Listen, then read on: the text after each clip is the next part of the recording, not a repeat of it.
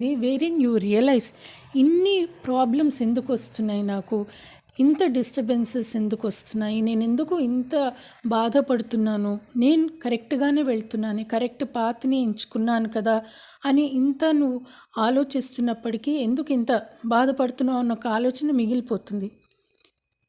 అప్పుడు ఒక రియలైజేషన్ వస్తుంది, నేను ఎందుకు ఇంత బాధపడుతున్నాను అని అంటే I feel I'm accountable for all these things and I am answerable to all these things, to the consequences or to the people or to the circumstances arising. ఇవన్నీ కూడా నా వల్ల అవుతున్నాయి అన్న ఒక భావన నేను పెట్టుకున్నాను.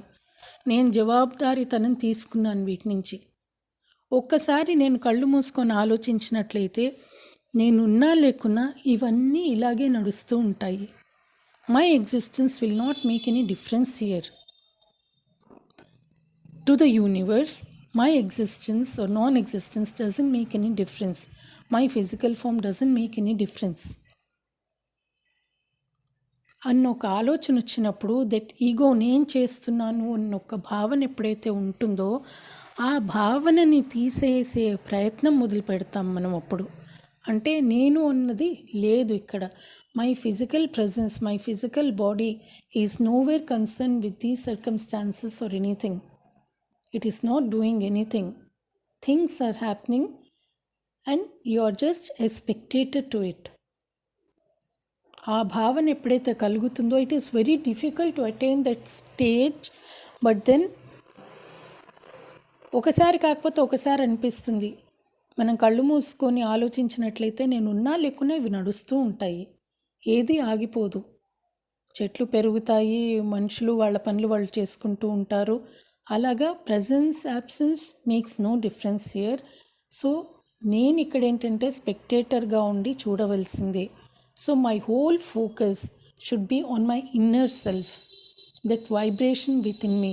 సో ఆ వైబ్రేషనే నేను, ఆ చైతన్యమే నేను, ఈ ఫిజికల్ బాడీ నేను కాదు అన్న ఒక జ్ఞానం ఎప్పుడైతే నువ్వు కంప్లీట్గా ఆనెస్ట్గా ఒప్పుకుంటావో దాన్ని మనము సీతా స్వయంవరంగా చెప్పుకోవచ్చు. ఎందుకంటే ఆ పరమాత్మ శివుడు ప్రసాదించిన మన ఈ శరీరంలో ఉన్నది ఈగో ఏదైతే ఉన్నదో అది శివతత్వము, శివుడికి చెందింది. అది ఆయన ప్రోద్బలం మీద మనం ఈ పనులన్నీ చేస్తున్నాము కాబట్టి అది మనది అని అనుకోవడం ఎంత తప్పు అన్నది మనకు అర్థమవుతుంది.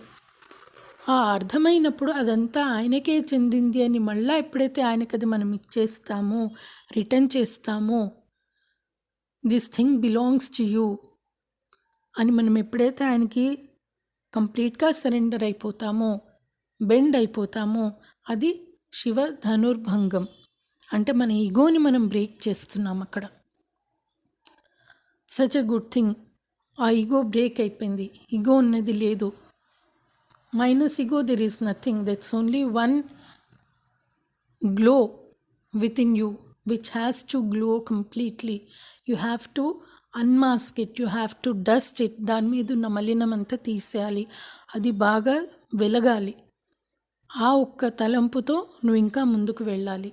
అప్పుడు ఎప్పుడైతే ఆ ఈగో అన్నది నీలో లేదు, ఇంకా ఈగో నువ్వు అన్న ఒక ఎగ్జిస్టెన్సే లేదు అని అనుకున్నప్పుడు ఏమవుతుంది, మిగిలిందంతా కూడా మాయలాగా అనిపిస్తుంది. అంటే something is happening around that has to happen to see the physical existence of the world. ఆ ఫిజికల్ ఎగ్జిస్టెన్స్ ఎలా ఉంటుంది అప్పుడు? It's just like a play.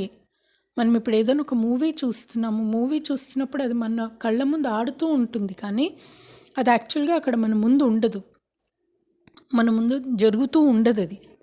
ఇది కూడా అలాగే. ఈ వరల్డ్ కూడా అప్పుడు ఏంటంటే అదేదో నడుస్తూ ఉంటుంది, అంతే ఒక మూవీ లాగా ప్లే అవుతూ ఉంటుందన్నమాట. You will just be a spectator watching that. ఇలా అంతా చేస్తున్నప్పుడు ఇంకొకటి గమనించవలసింది ఏంటి అని అంటే, మనము ఈ డ్యూటీస్ అన్నీ కూడా చేస్తూనే ఉంటాము. అలా అనేసి అలా స్తబ్దంగా ఒక చోట కూర్చొని నేను ఆలోచిస్తూ ఉంటాను, నేను పనులు చేయను అని కాదు. ఈ పనులన్నీ కూడా as a routine, as a matter of fact చేస్తూనే ఉంటాం మనం. ఇన్వాలంటరీగా అన్ని పనులు, మన ఆబ్లిగేషన్స్ అన్నీ మనం తీరుస్తూ ఉంటాము. దేనికి మనము జవాబుదారీతనం కానీ ఆన్సరబుల్ అని కానీ మనం అనుకోము. We may be accountable in the sense family పరంగా నువ్వు శాలరీ తీసుకుని రావాలి, you are accountable for that salary, for that earning part, అవన్నీ చేస్తుంటావు. కానీ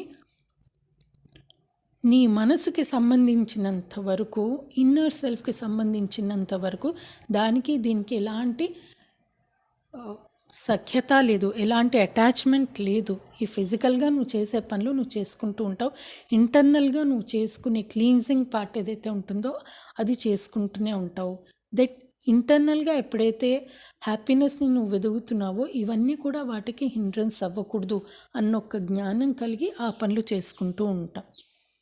సో అది ఎప్పుడైతే మనకి అనిపిస్తుందో, yes this is only my duty, I'm doing, result I'm not bothered, అలా అనుకొని 100% ఎఫర్ట్స్ పెట్టి శక్తి వంచన లేకుండా ఈ పనులన్నీ చేసుకొని వెళ్ళిపోతూ ఉంటే ఇదంతా మాయ అన్న జ్ఞానం కలిగినప్పుడు ఏమవుతుంది, అప్పుడు our focus to reach that ultimate happiness has met the maya. So I have to go and see that maya, I have to understand that maya అన్నది ఎప్పుడైతే ఉంటుందో, ఎప్పుడైతే ఆ మాయతో కలవాలి అని చూసి కలుస్తామో, అండర్స్టాండ్ చేసుకోవాలని అనుకుంటామో, అది సీతారామ పరిణయంగా అనిపిస్తుంది నాకు ఇక్కడ. ఆ థాట్ ప్రాసెస్ ఆ మాయతో కలిసినప్పుడు అది సీతారామ పరిణయం అవుతుంది. So you understand what you are. Ego అదంతా ఏం లేదు, you belong to the supreme. Okay, you belong to the Supreme, and this Maya is created by Him. So you are trying to understand that, you are trying to live with that Maya. You have tied a knot with Maya. So ఆ మాయతో ఉంటున్నప్పుడు నీకు ఆ అండర్స్టాండింగ్కి వచ్చినప్పుడు you have reached a certain level of peace in your mind. Okay, this is what it is అన్నది ఒకటే అర్థమైంది. ఇక్కడి వరకు మనకి సీతారామ పరిణయం, సీతారామ కళ్యాణం వరకు వచ్చాం మనము. So you revere that happiness, you live in that happiness for some time. కొన్ని రోజులు అలా ఉంటాము. ఉన్న తర్వాత కూడా కొన్ని రోజులు అయ్యాక అండర్స్టాండింగ్ వచ్చిన తర్వాత కూడా there is something lingering in you which starts telling you, no, this is not the thing, this is not where you have to stop, this is not the end, you have to go further, you have to go in search of the ultimate happiness, this is not the happiness. So అది నీకు తెలుస్తూ ఉంటుందన్నమాట, ఇది happiness కాదు, this is only an understanding, this is only an understanding to live with Maya, but this is not the ultimate goal.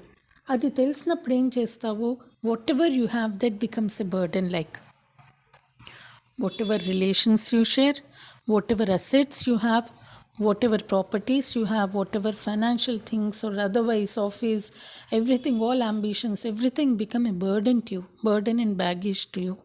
So అవన్నీ ఒకలాగా మనసు మీద, మన నెత్తి మీద, మన మీద కూర్చున్నట్టుగా అనిపిస్తాయి.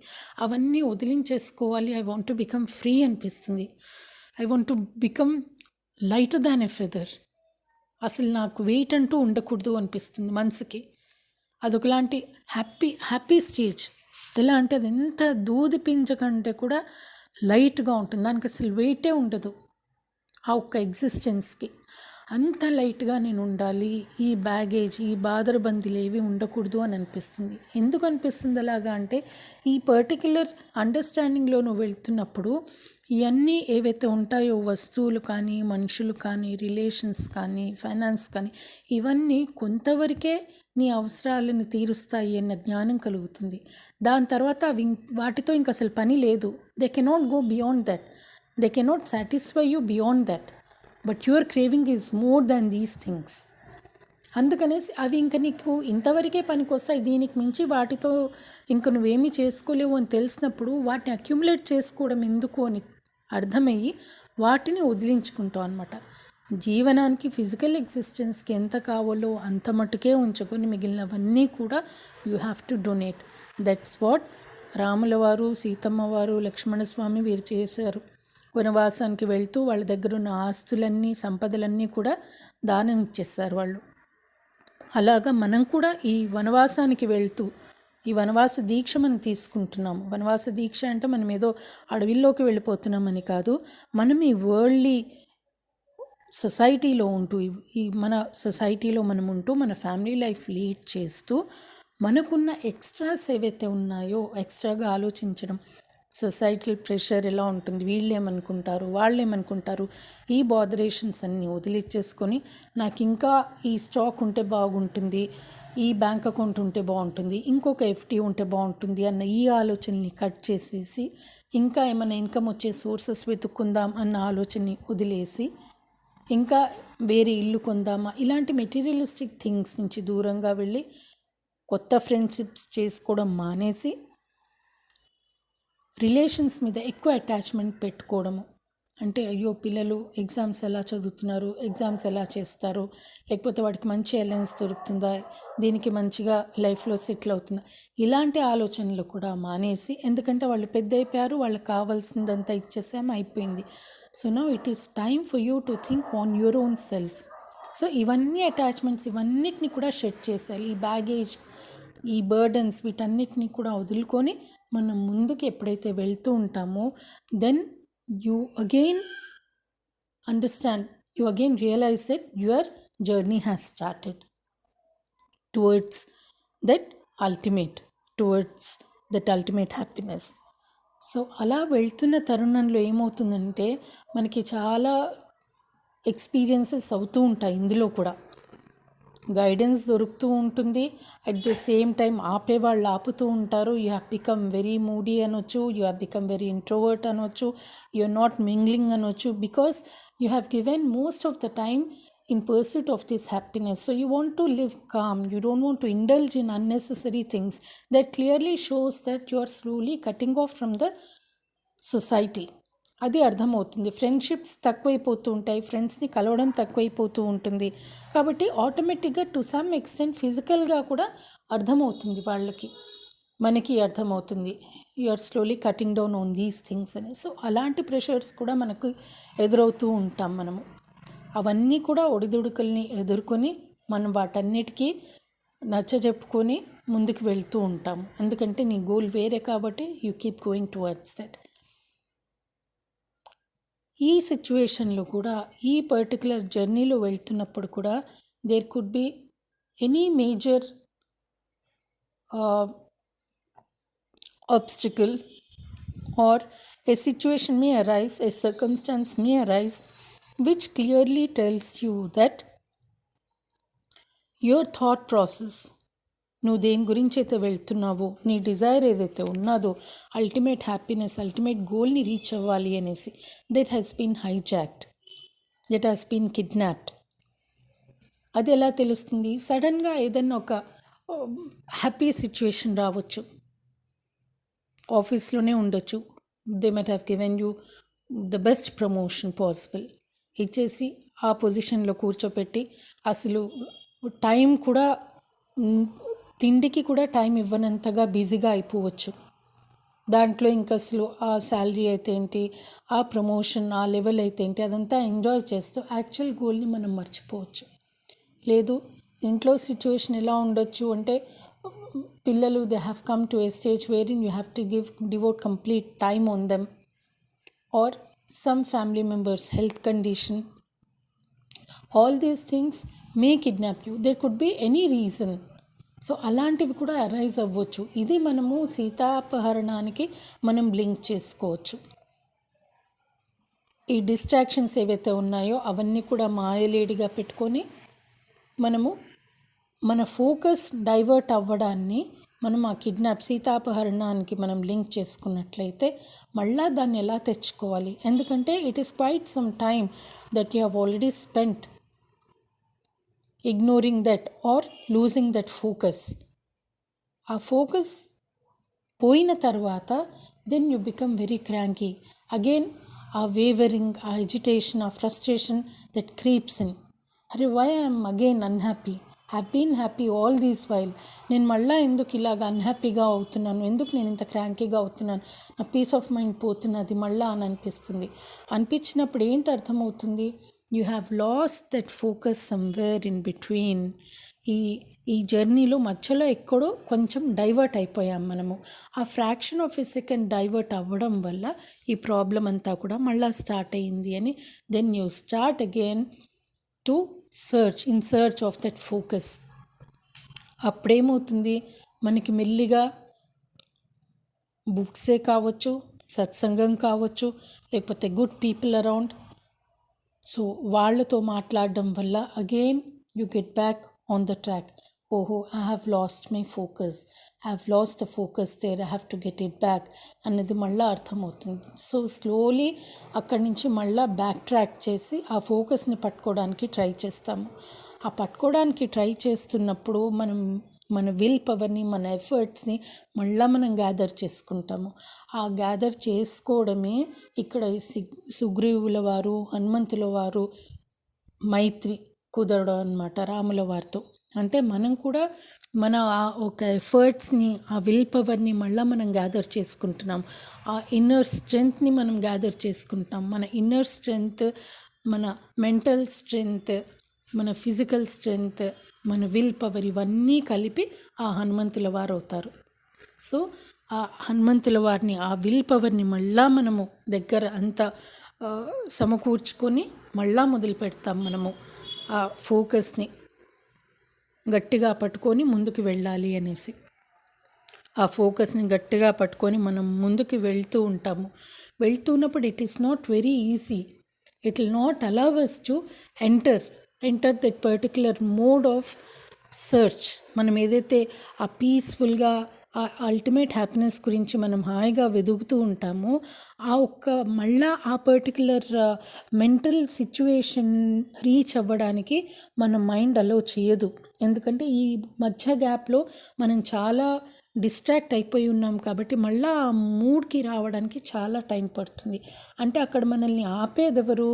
అక్కడ హనుమంతుల వారిని లంకిని ఆపినట్టు ఇక్కడ మన మూడ్ మనల్ని ఆపుతూ ఉంటుందన్నమాట, ఆ పర్టికులర్ సర్చింగ్ మూడ్లోకి వెళ్ళనివ్వకుండా.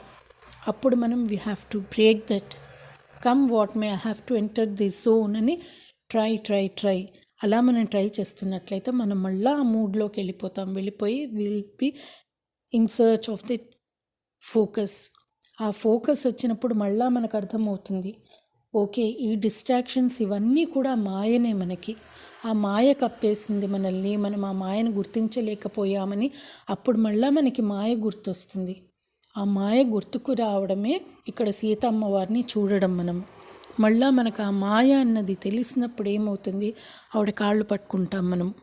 అమ్మా, this is all maya, this is all you, please help me, please guide me అనేసి ఎప్పుడైతే మనం అనుకుంటామో ఆ విల్ పవర్ని, మన ఎఫర్ట్స్ని అంతా కూడా అక్కడ పెట్టేస్తాము, శరణాగతి వేడుకుంటాము మనము. Please give me that happiness, universe please guide me, please help మీ అని మనం ఎప్పుడైతే అనుకుంటామో